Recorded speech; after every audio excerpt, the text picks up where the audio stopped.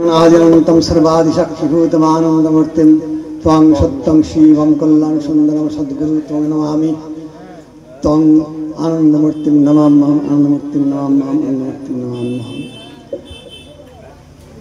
मंच उपविष्ट समस्त गुणीजनके आमार सश्रद्ध नमस्कार। सामने जारा बसे रयेछेन आमार श्रद्धेय गुणीजन सबाइके आमार शुभ नववर्षेर नमस्कार एवं नमस्कार।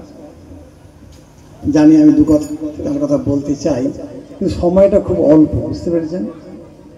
খুব অল্প, এত অল্প পরিসরে কটা কথা বলবো তাও জানি না। অনেকে আবার আছেন, অনেকে ফিরতে হবে, তবুও বলবো, এসেছি তো। উপনিষদে বলা হচ্ছে কি, আনন্দের দেব খল্লিমানি ভূতানি জায়ন্তে আনন্দেন জাতানি জীবন্তি আনন্দং প্রয়ন্ত সঙ্গী শান্তি।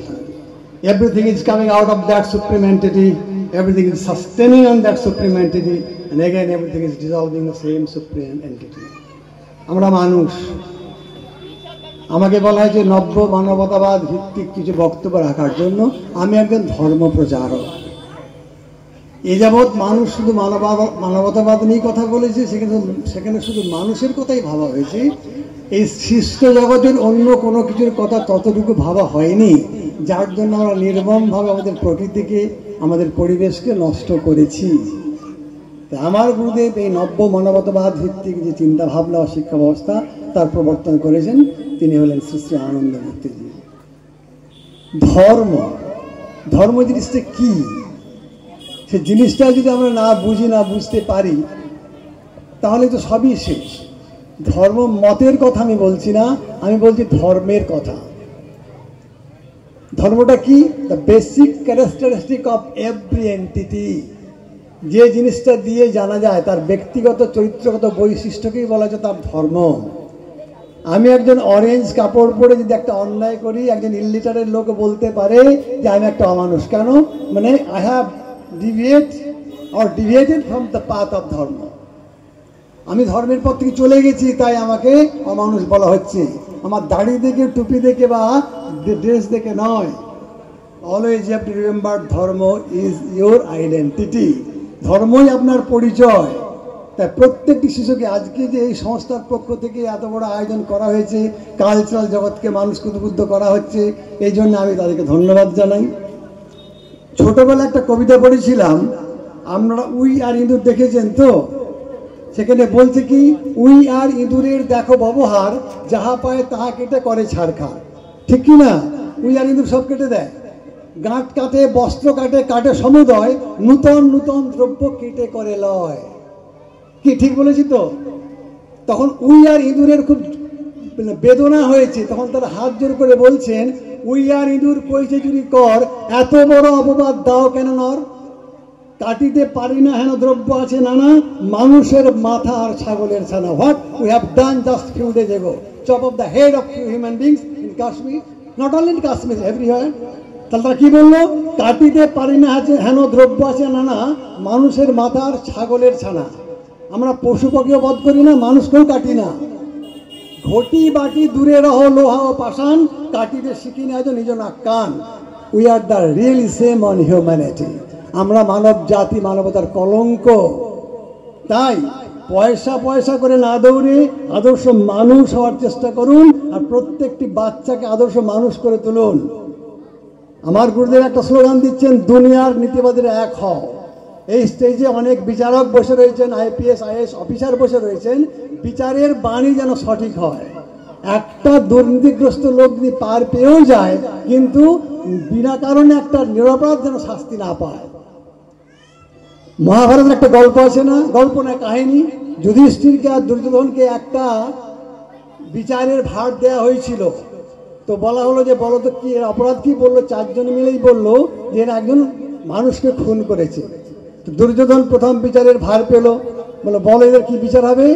তিনি বললেন, এদের সবাইকে আমি প্রাণদণ্ডে দণ্ডিত করলাম, মৃত্যুদণ্ড দিয়ে দিল।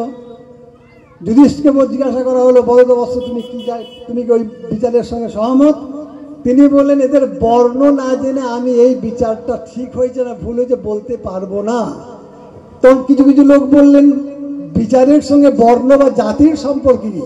It should be, please listen carefully, please listen, খুব মনোযোগ দিয়ে শুনুন, যারা উচ্চ পদে বসে রয়েছেন শুনুন, আর যারা মাটিতে রয়েছেন তারাও শুনুন। বিচার কাকে বলে, ধর্ম কাকে বলে।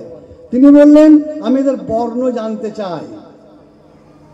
তো বললো কি সম্পর্ক, বর্ণের সাথে অপরাধ তো অপরাধ। বললো যে না, প্রয়োজন হলে জিজ্ঞাসা করতাম না।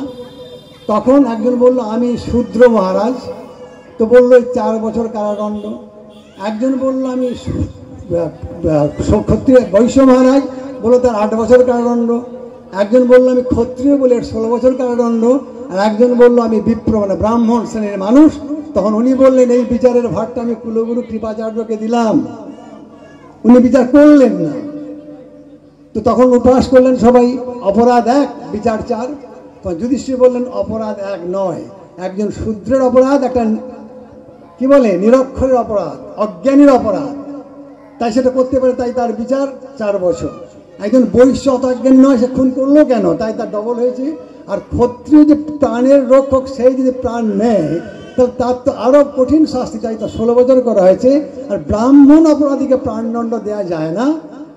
আর এই জন্যই আমি এই বিচারের ভারটা আমাদের কুলগুরু কৃপাচার্যের উপর ছেড়েছি। কেন না, তিনি ব্রাহ্মণ, তাই ব্রাহ্মণ সমাজ এই ব্রাহ্মণের বিচার করুক। শিক্ষকের অপরাধে আজকে ছাত্র এবং গার্জিয়ান শিক্ষক পেটাচ্ছে।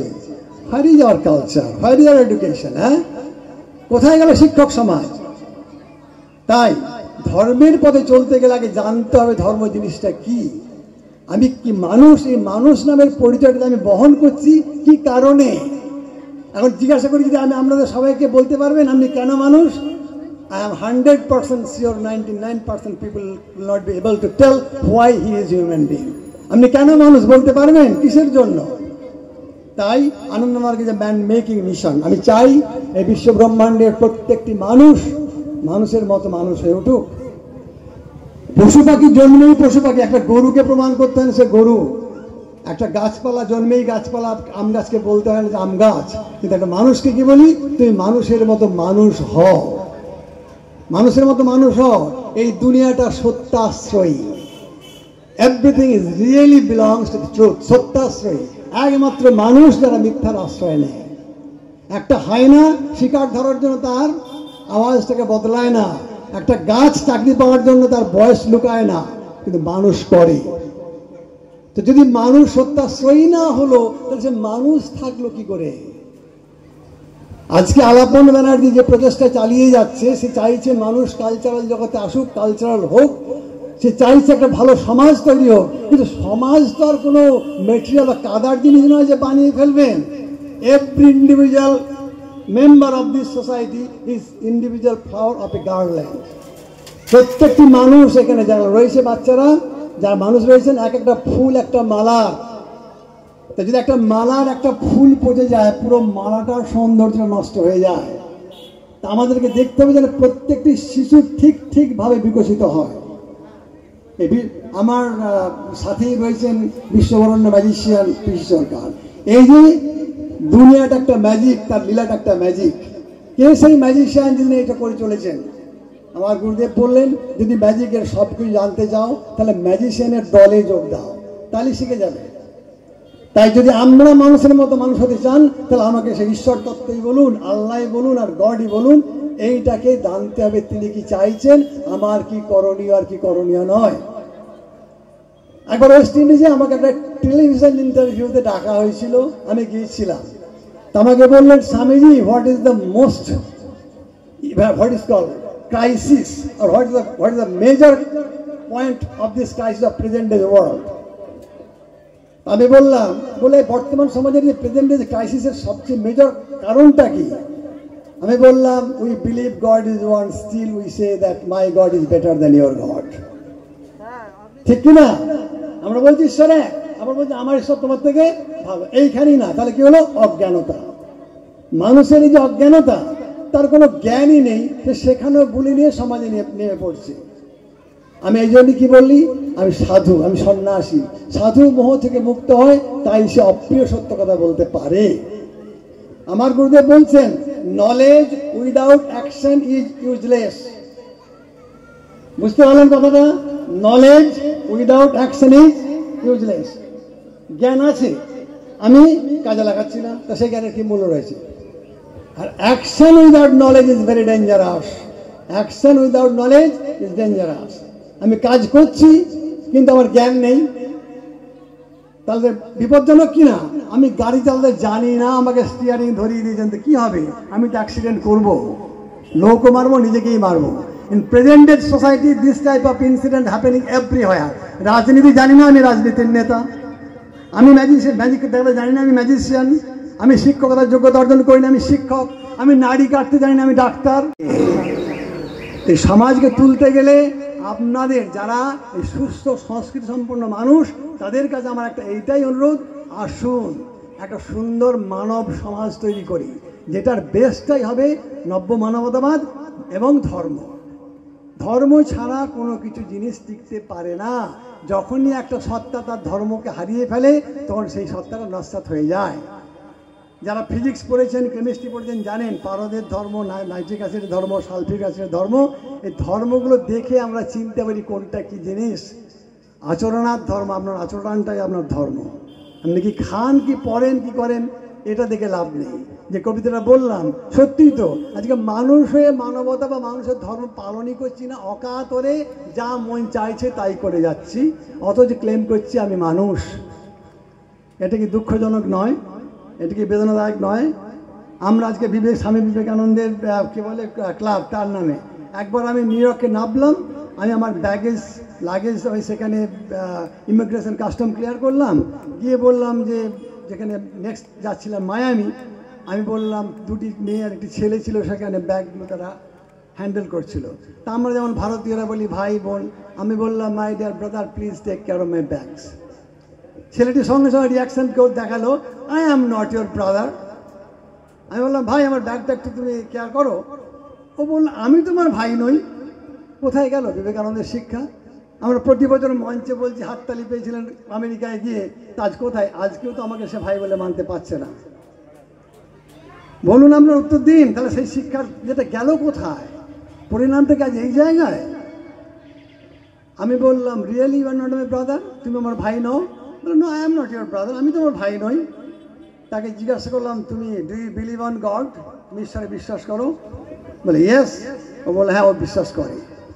তুমি বিশ্বাস করো সে তোমার পিতা? বলে ইয়েস ইজ মাই ফাদার। আমি বললাম I have the same believe, আমিও বিশ্বাস করি সে আমার পিতা। সে যদি তোমারও বাবা হয় আমারও বাবা হয়, তাহলে কি আমরা ভাই নই? কি ভাই তো নাকি? সেখানেই না বলা হচ্ছে, এখানে আমরা সারা নেই কেন? আমি কি ভুল বলেছি? যদি আমরা একই পিতার সন্তান হই তাহলে মারামারি আনানি কেন? চুপচাপ বসে উত্তর দিন। মুখে বলছি কৃষ্ণের কথা, বসিয়ে দেবো কুটুম্বকম, কিন্তু যখন অ্যাকশন আছে, না না এটা ওর, এটা তার, ও আমার নয়, সে আমার নয়, ভেদ ভেদ ভেদ। Why this type of discrimination? কিসের জন্য এই ভেদ? জীবন রাজনীতি যদি চালাতে চান তাহলে জীবন চলবে না। জীবনকে আদর্শ এবং ধর্মের ভিত্তিতে চালান, দেখবেন সব রাস্তায় এসে গেছে, সব কিছুই রাস্তায় এসে গেছে। আমার আপনাদের কাছে এইটাই অনুরোধ। আমি আজকে কলকাতা থেকে এসেছি কারণ ছেলেটি বারবার করে বলেছে স্বামীজি আপনাকে আসতে হবে, আপনাকে আসতে হবে।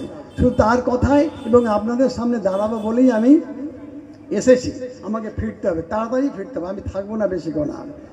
যদি আবার পরে কখনো সময় পাই আমি আবার আসবো, আবার বক্তব্য দেব। সময়ের মূল্যটা অবশ্যই বুঝুন, দেরি করবেন না। এই রবীন্দ্রনাথ একবার গিয়েছিলেন একটা সভায় নিমন্ত্রিত হয়ে, 5:30টায় টাইম ছিল। তিনি যখন গেলেন দেখলেন কেউ কোথাও নেই, সব ঘুরে বেড়াচ্ছে, আড্ডা মারছে। উনি একটা কাগজ নিলেন, নিয়ে লিখলেন এসেছিলাম, মনে রাখবে আলাপন, এসেছিলাম, বসেও ছিলাম, দেখলাম কেউ নেই, আমার 5:30টা কিন্তু 5:30 কথাটা বোঝা গেল? আমার 5:30টা কিন্তু 5:30 নোটটা লিখে দিন চলে গেছে। Discipline, punctuality is must in our life. আমার গুরুদেব বললেন, এইমাত্র আমি সহসভাপতি মহাশয়কে বলছিলাম যে আমাদের ভারতবর্ষে যদি একটা ট্রেন, লোকাল ট্রেন 1 ঘন্টা লেট করে, তাতে যদি 1000 লোক থাকে, তাহলে 1000 ঘন্টা কাজের ক্ষতি। তাই গিয়ে সময় নষ্ট করবেন না। কি খেলাম, কি পড়লাম, কত টাকা ও পেলো, ওর ভালো টিভি, এই করে সময় নষ্ট করবেন না। Whatever extra time you have in your hand, spend it on spiritual practice. Do some practice on morality. নিজের ছেলেকে শিক্ষা দিন, মেয়েকে শিক্ষা দিন, স্ত্রীকে শিক্ষা দিন, স্বামীকে শিক্ষা দিন, তাহলে একটা সুন্দর সমাজ তৈরি হবে। যদি পরিবারটা একটা ইউনিট আর সমাজটা অনেক ইউনিট নিয়ে তৈরি, যেটা বলে গেলাম প্রত্যেকটি ফুলকে ঠিক ঠিক ফোটান, আর মায়েদের দায়িত্ব এখানে অনেক বেশি আছে। যদি নজরুলকে টেনে নিয়ে আসি, তিনি কি বললেন? এ বিশ্বে যত ফুটি আছে ফুল, ফলি আছে যত ফল, নারী দিল তাতে রূপ রস মধু গন্ধ সুমিনের মল। এ বিশ্বে যত বড় বড় কাজ, বড় বড় অভিযান, মাতা ভগ্নীয় বধূদের তাকে হইয়াছে মহিয়ান। দিবসে দিয়েছে শক্তি সাহস, নিশ্চিত হয়েছে বধূ, পুরুষ এসেছে মরুতিশাল হয়ে নারী যোগাইছে মধু। তাই আমার মায়েদের কাছে এটাই অনুরোধ, একদম সন্তানকে ঠিক ঠিকভাবে পালন করুন, আর নারীর যে মর্যাদা সেটা রক্ষা করতে চান। আজকের ছেলেমেয়েরা, আমি তাদেরকে বলি, তোমরা দুষ্ট হও কিন্তু অসভ্য হয়েও না। কিন্তু আজকের দুষ্টামি কেউ করে না, সবাই অসভ্যতা করে। এটা বেদনাদায়ক। আর এই দায়িত্ব সমাজের প্রত্যেকটি মানুষকে নিতে হবে। মুখে বললে হবে না, কবিতা লিখলে হবে না, মুখে বললে হবে না, এনাদের গলায় মালা দিলেও কিছু হবে না। ওনারা যেটা বলেছেন সেটাকে অনুসরণ করুন, সেটাকে ফলো করুন। যদি সত্যি চান ভুলে যাবেন না। মানুষের জীবনটা যদি এক জীবনই শেষ হয়ে যেত না, তাহলে তো সবাই ওই মানুষ খুন করতো আর লুটে পুটে খেতে চলে যেত। কিন্তু যখনই যে আমাকে যে ধর্মগ্রন্থ, যে ভাষা আপনাকে যাই বলুক, আপনি একটা অপরাধ করতে গেলে আপনার বিবেক আপনাকে বাধা দেয়, আপনার হাত কাঁপে। আর every action has opposite and equal reaction, ভুলে যাবেন না। আমার সায়েন্স এটা বলেছে, আমার শাস্ত্র কি বলছে? ন ভুক্তি ক্ষয়তে কর্ম কল্পকটি শতৈরপি অবশ্য মেব ভক্তব্যং কৃতা কর্ম শুভাশুভম। যা কিছু করবেন, মনে মনে ভাববেন, তার প্রতিক্রিয়া, তার কর্মফল কিন্তু আপনাকেই ভোগ করতে হবে। It is must. তা নাহলে সায়েন্স ফেলিওর, তা নাহলে ধর্ম ফেলিওর, তা নাহলে দর্শন ফেলিওর, সব কিছুই ফেলিওর। মনে রাখবেন, spirituality is based on philosophy and supported by logic. And religion is a particular opinion of particular individual. তাই এদের মধ্যে বিভেদ তৈরি হয়ে গেছে, ভেদাভেদ তৈরি হয়ে গেছে। এখানে কোনো যুক্তিহীন, তর্কহীন বিভিন্ন রকম মতবাদকে আমরা প্রচার করছি, ধরে বসে আছি। তা আমার একটাই অনুরোধ থাকলো, ধর্ম কি তাকে জানুন, আদর্শ শিক্ষক খুঁজুন, আদর্শ শিক্ষকের শিক্ষায় শিক্ষিত হন, আর সমাজকে শিক্ষিত করুন। দেখবেন আমরা সুন্দর সমাজ, নব্য মানবতাবাদ ভিত্তিক সমাজ ব্যবস্থা তৈরি করে ফেলেছি। অনেকে বলেন খাদ্য অনেক কিছু বলার আছে, বুঝতে পেরেছেন? তাকে একটা টপিক নিয়ে ঘন্টা ঘন্টা বলা যায়, কিন্তু আমি এখন ছাড়বো। অনেকেই বসে আছেন, আমাকে আপনারা ক্ষমা করবেন। আবার আমি অনুভূতি নিচ্ছি আলাপনার থেকে। আমি সংস্থার কল্যাণ চাই, আপনাদের সবার কল্যাণ চাই। আবার সবাইকে শুভ নববর্ষের সাদর অভিনন্দন জানাই। আমি চাই আপনাদের সবার কল্যাণ হোক, ভালো থাকুন, আর নিজে মানুষ হন, অন্যকে মানুষ হতে সাহায্য করুন। এই আমার আপনাদের কাছে বিনীত আবেদন। নমস্কার। বিশ্ব মানব